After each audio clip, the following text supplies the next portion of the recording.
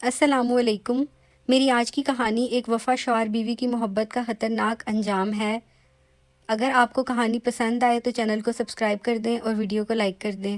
تو آئیے چلتے ہیں کہانی کی طرف۔ پیٹرول پمپ کے ملازم نے سیلی سے $5 کا نوٹ لیا اور اسے بنانے کی غرض سے اسٹیشن کے اندر چلا گیا۔ ممی، گرمی بہت ہو رہی ہے، کار کی پچھلی نشست پر کھڑی ہوئی 4 سالہ پامی نے شکایت کی۔ ذرا صبر کرو، سیلی نے تسلی دی۔ ہم شاپنگ کر چکے ہیں، یہاں سے سیدھے گھر ہی جائیں گے۔ پیٹرول پمپ کے اسٹیشن سے ایک دوسرا مرد برآمد ہوا۔ اس کے بال گہرے سیاہ تھے، اس نے چمڑے کی جیکٹ پہن رکھی تھی۔ وہ کار تک آیا اور ڈرائیونگ سیٹ کی دوسری جانب والی کھلی کھڑکی پر جھک گیا۔ خاتون، آپ نے ملازم کو کتنے پیسے دیے تھے؟ $5 کا ایک نوٹ دیا تھا، سیلی نے جواب دیا۔ اس شخص نے اپنے ہاتھ میں موجود نوٹوں کی ایک گڈی میں سے $5 کا نوٹ نکال کر سیلی کو دے دیا۔ آج پیٹرول مفت سپلائی کیا جا رہا ہے۔ میں سمجھی نہیں۔ سیلی اپنے ہاتھ میں موجود اس نوٹ کو گھورتے ہوئے بولی، یہ اس ملازم کی نوازش ہے۔ اس شخص نے جواب دیا، کیا اس نے آپ کی ٹینکی بھر دی ہے؟ ہاں، لیکن یہ سب کیا ہے؟ سیلی کے چہرے پر الجھن کے آثار تھے۔ کیا یہ کسی قسم کا انعام ہے؟ وہ شخص دروازہ کھول کر اس کی بغلی نشست پر بیٹھ گیا۔ یہ ایک سرپرائز ہے خاتون، اس نے کہا۔ آپ نے ابھی ابھی سرحدی علاقے نوگیلز تک سفر کرنے کا انعام جیت لیا ہے۔ ایک منٹ، سیلی نے کچھ کہنا چاہا، لیکن دوسرے ہی لمحے اس کے منہ سے دبی دبی چیخ نکل گئی۔ اس شخص کے ہاتھ میں ایک سیاہ ریوالور چمک رہا تھا۔ خاموشی سے ٹسکن کی جانب سفر شروع کر دو، اس نے بے حد سرد لہجے میں حکم دیا۔ سیلی کے جسم پر خوف سے چونٹیاں سی رینگنے لگیں اور گلا خشک ہو گیا۔ اس کی دہشت سے پھٹی پھٹی آنکھیں ریوالور کی نال پر مرکوز ہو گئیں جو اس کی جانب اٹھی ہوئی تھی۔ اس نے کانپتے ہوئے کار اسٹارٹ کی اور اسے سڑک پر لے آئی۔ قصبے کی جیل اس پیٹرول پمپ سے چند قدم کے فاصلے پر تھی۔ سیلی نے پر امید ہو کر سوچا کہ ممکن ہے کہ بل یا اس کا نائب ہینک انہیں وہاں سے گزرتے ہوئے دیکھ لیں۔ اگر ایسا ہوا تو وہ فوری سمجھ جائیں گے کہ معاملہ کچھ گڑبڑ ہے۔ لیکن جب کار جیل کے قریب سے گزری تو وہاں کوئی بھی نہیں تھا۔ اسے سخت مایوسی ہوئی۔ جیل کی ایک منزلہ عمارت پیچھے رہ گئی۔ سامنے ہی سڑک کے کنارے ایک سائن بورڈ نظر آ رہا تھا جس پر لکھا تھا، الوداع ٹاپیا سٹی، ایریزونا کا گنجان ترین علاقہ، آبادی 1965، بلندی 3480 فٹ۔ آبادی سے زیادہ تو اس کی بلندی ہے۔ ریوالور بدست اجنبی نے تبصرہ کیا۔ میرا نام پامی ہے، آپ کا کیا نام ہے؟ یکا یک پچھلی نشست سے پامی نے معصومیت سے پوچھا۔ اجنبی نے ایک جھٹکے سے گردن پیچھے موڑی، ساتھ ہی اپنا ریوالور بھی بلند کر لیا۔ پامی اطمینان سے اپنی ٹھوڑی اگلی نشست کی پشت گاہ سے ٹکائے ہوئے تھی۔ دوسرے ہی لمحے وہ شخص پرسکون ہو گیا۔ میرے دوست مجھے رے کہہ کر پکارتے ہیں، اس نے کہا اور پامی کے سر کے اوپر سے کار کے عقبی شیشے میں سے پیچھے کی جانب دیکھنے لگا۔ رفتار بڑھا کر 70 تک لے جاؤ، اس نے سیلی کو حکم دیا اور گردن موڑ کر رفتار والی سوئی کو گھورنے لگا۔ کیا یہ تمہاری ہی بچی ہے؟ چند لمحے بعد اس نے پوچھا۔ سیلی نے اس بات میں سر ہلا دیا۔ اس نے ایک بار پھر گردن موڑ کر پامی کی جانب دیکھا۔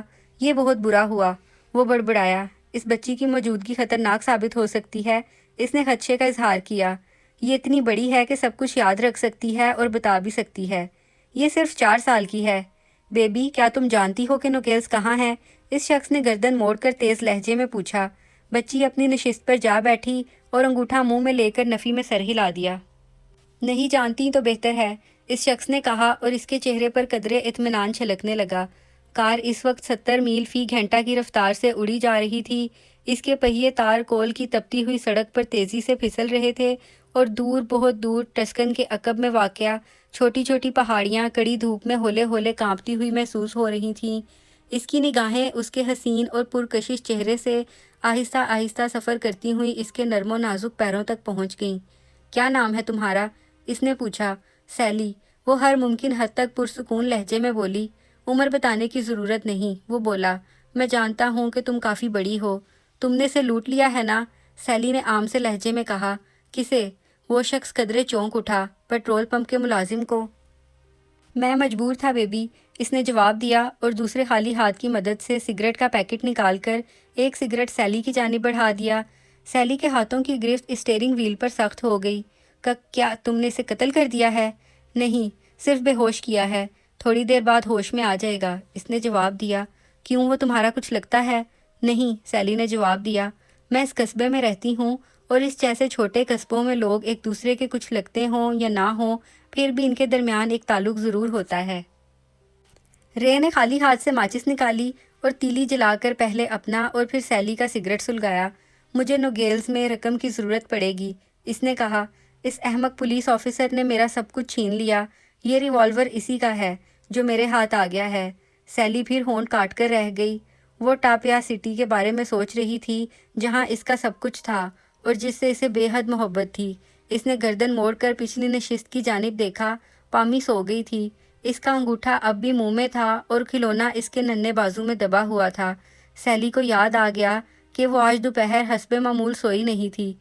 تم کس پولیس آفیسر کی بات کر رہے ہو؟ اس نے سڑک پر نگاہیں مرکوز کرتے ہوئے پوچھا۔ میں جانتا ہوں کہ اس قصبے میں صرف 2 پولیس آفیسر ہیں، اس شخص نے کہا۔ ایک چیف اور دوسرا اس کا نائب ہینک ہے۔ کوئی ریڈ انڈین معلوم ہوتا ہے۔ وہ چیف ہی تھا جس سے میں نے یہ ریوالور چھینا تھا۔ اس نے اپنے نائب کو کسی کام سے کہیں بھیج دیا تھا، لہٰذا صرف ہم دونوں ہی رہ گئے تھے۔ اس کا نام بل ہے، سیلی نے آگاہ کیا۔ رے ہنس پڑا۔ ہاں وہ کتنا احمق ہے، اس سے پستول چھیننا اتنا آسان ثابت ہوا جیسے کوئی اندھے بھکاری کی ہتھیلی سے سکہ اٹھا لے۔ سیلی نے ایک گہری سانس لی۔ پھر کیا ہوا؟ میرا مطلب ہے کہ تم نے اسے ہلاک کر دیا۔ کرنا پڑا بیبی، اس نے دھیمے لہجے میں جواب دیا، ورنہ یہ پستول میرے پاس کیسے موجود ہوتا؟ سیلی خاموش رہی۔ میں اسے قتل کرنا نہیں چاہتا تھا، اس نے سیلی کو آگاہ کیا، لیکن اس کے پاس میرے بارے میں ایک اشتہار تھا جو پولیس نے شائع کر دیا تھا۔ تمہیں پتہ ہے میں انہیں مطلوب ہوں۔ اس اشتہار میں میری 2 تصویریں ہیں اور تفصیل بھی ہے۔ انہیں میں اس لیے مطلوب ہوں کہ بینک کا چوکی دار میرے ہاتھوں میں قتل ہو گیا تھا۔ وہ ناکام واردات ثابت ہوئی تھی، مجھے وہاں سے پھوٹی کوڑی بھی نہیں مل سکی تھی۔ اس احمق نے ہیرو بننے کی کوشش کی تھی، لہٰذا اسے اڑانا پڑ گیا۔ میں وہاں سے بھاگ کر آج ٹاپیا سٹی پہنچا۔ یہ خاصا پرسکون قصبہ ہے۔ میں یہاں چند روز گزارنا چاہتا تھا، لیکن پولیس چیف بل، خدا اسے غارت کرے، اس نے فوراً مجھے پہچان لیا۔ اس نے خاموش ہو کر سگریٹ باہر اچھال دیا۔ بینک کے اس چوکی دار کو ہلاک کرنے کی بنیاد پر وہ لوگ مجھے سزائے موت دے سکتے تھے، لہٰذا مجھے وہاں سے فرار ہو کر ٹاپیا سٹی آنا پڑا، لیکن یہاں بل میرے ہاتھوں قتل ہو گیا۔ خیر اس سے کوئی فرق نہیں پڑتا، قتل ایک ہو یا 2، سزا تو ایک ہی ہوتی ہے نا، سزائے موت۔ سیلی نے پھر کوئی جواب نہیں دیا۔ رے نے پوچھا، کیا بات ہے؟ کیا وہ پولیس چیف بل تمہارا کچھ لگتا تھا؟ ایک چھوٹے سے قصبے میں ہر شخص ایک دوسرے کو جانتا ہے، میں تمہیں پہلے بھی بتا چکی ہوں۔ یہاں وہ لوگ مجھے تلاش کر رہے ہوں گے۔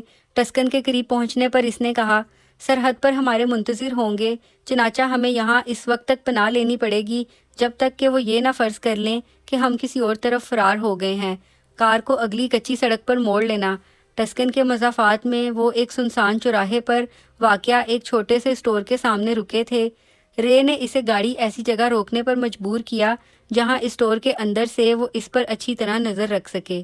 عقل سے کام لینا اور کوئی غلط حرکت کرنے کی کوشش نہ کرنا، اس نے اسٹور میں جاتے ہوئے کہا اور کار کی چابی بھی ساتھ لیتا گیا۔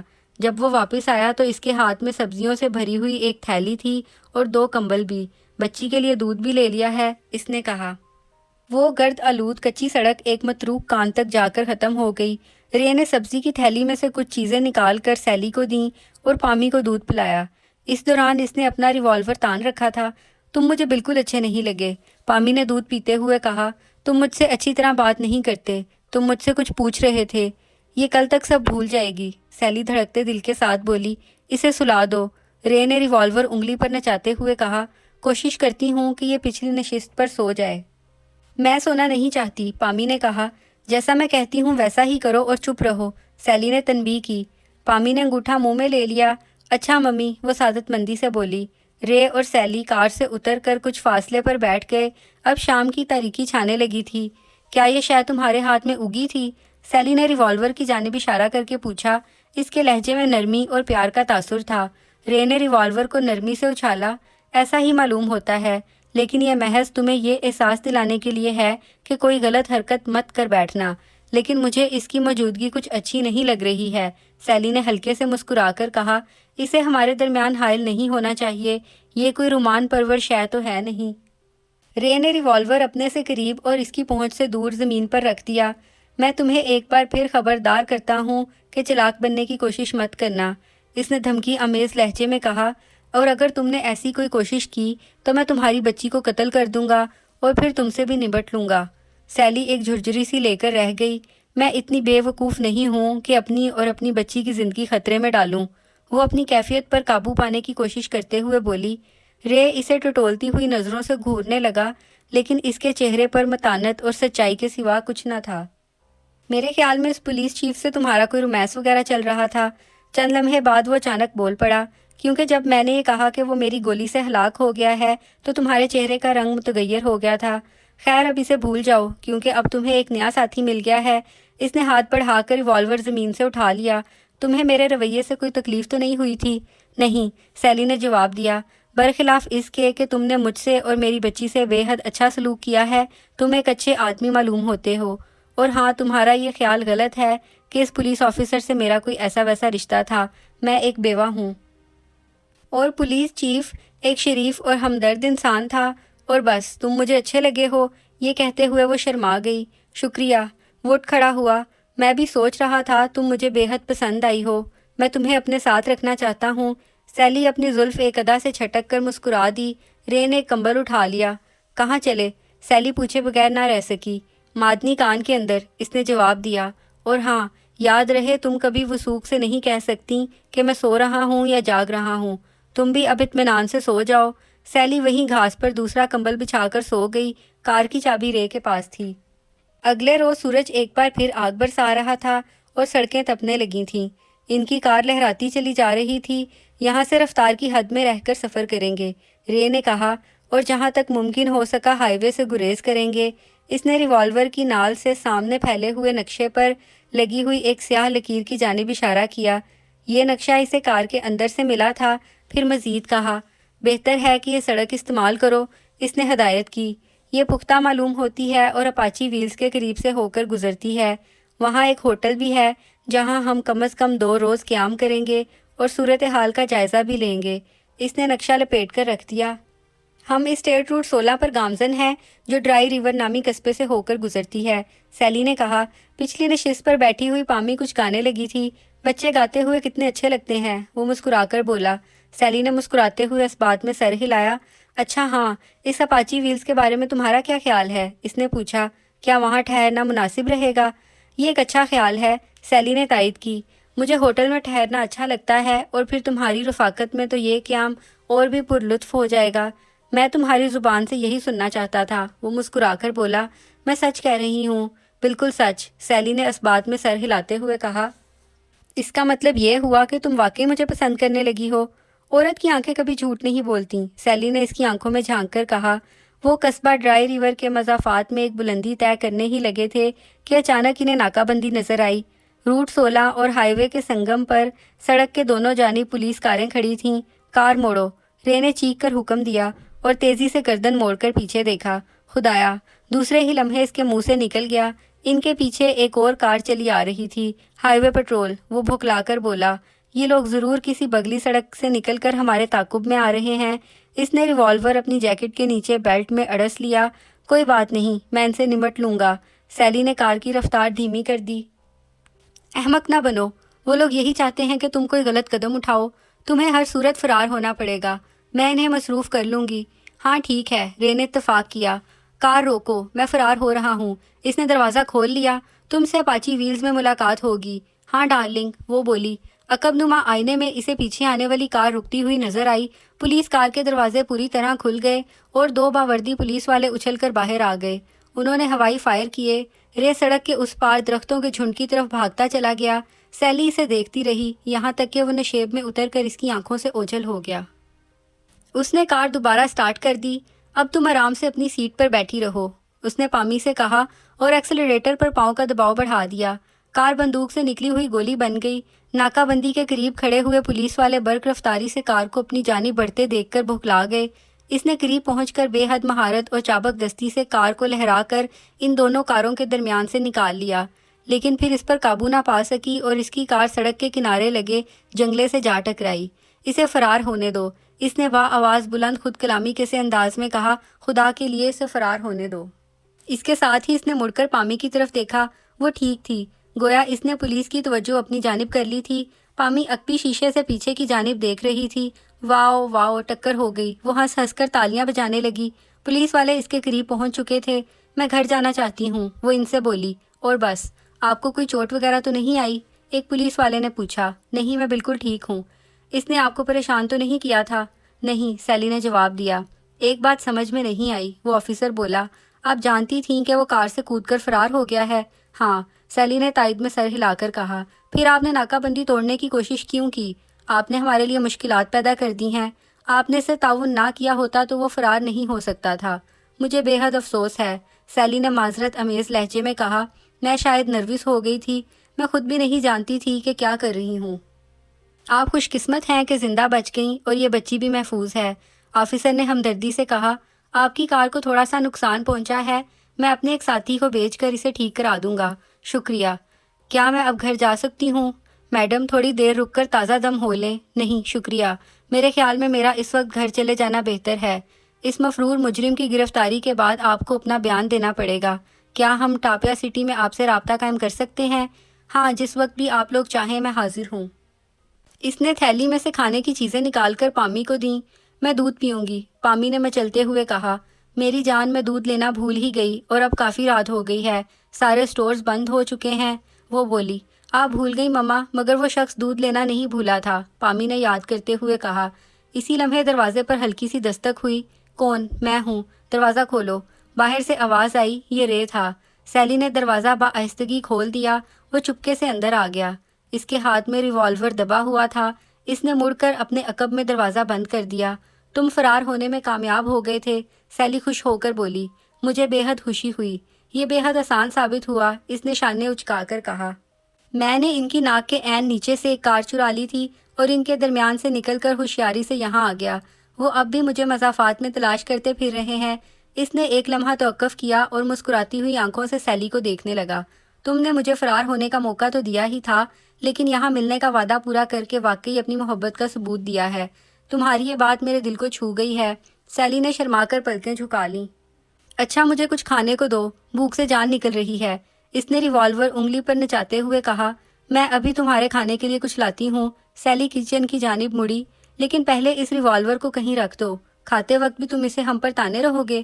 اس نے ایک لمحے تک غور کیا، پھر ہنس کر ریوالور بستر کے پاس پڑی ہوئی تپائی پر رکھ دیا۔ تم نے جس خلوص اور محبت کا مظاہرہ کیا ہے، اس کے پیش نظر مجھے اس شے کو اپنے قریب رکھتے ہوئے کچھ اچھا نہیں لگ رہا ہے، وہ بولا اور تھکن سے کراہتا ہوا بستر پر ڈھیر ہو گیا۔ یہ لو، سیلی خورد و نوش کی کچھ اشیاء تپائی پر رکھتے ہوئے بولی، اور پھر دوسرے ہی لمحے برقی سرعت کے ساتھ اس نے تپائی پر پڑا ہوا ریوالور اٹھا لیا۔ لیکن میرے خیال میں اب تمہیں دنیا کی کسی شے کی حاجت نہیں رہے گی، اس نے ریوالور رے پر تانتے ہوئے بے حد شفاف لہجے میں کہا۔ کک کک، کیا مطلب؟ وہ ہڑبڑا کر اٹھ بیٹھا، اس کی آنکھیں مارے دہشت کے اپنے حلقوں سے باہر ابلی پڑ رہی تھیں۔ یہی کہ تم نے جس پولیس چیف کو قتل کیا تھا وہ میرا شوہر تھا، سیلی ماہرانہ انداز میں 2 قدم پیچھے ہٹتے ہوئے انتہائی سرد لہجے میں بولی۔ میں نے تمہیں فرار ہونے کا موقع اس لیے دیا تھا تاکہ اپنے ہاتھوں سے اپنے شوہر کا انتقام لے سکوں، اور شکر ہے کہ میں اس مقصد میں کامیاب ہو رہی ہوں۔ اگر تم قانون کی گرفت میں آ جاتے تو تمہیں زیادہ سے زیادہ عمر قید ہوتی یا سزائے موت بھی ہوتی، تو نہ جانے اس میں کتنا عرصہ لگ جاتا، جبکہ میں تمہیں فوراً اس جرم کی سزا دینا چاہتی تھی۔ ریوالور نے یکے بعد دیگرے 2 شعلے اگلے اور دونوں گولیاں رے کے سینے میں پیوست ہو گئیں۔ وہ کسی شرابی کے مانند لڑکھڑایا اور پھر بستر پر ڈھیر ہو گیا۔ اس کی آنکھیں اب بھی پھٹی ہوئی تھیں اور ان میں حیرت اور دہشت منجمد ہو کر رہ گئی تھی۔ ممی، پامی خوف سے چیختی ہوئی اس سے لپٹ گئی۔ اس نے ریوالور ایک جانب پھینک دیا اور اپنی بچی کو اٹھا کر سینے سے لگا لیا۔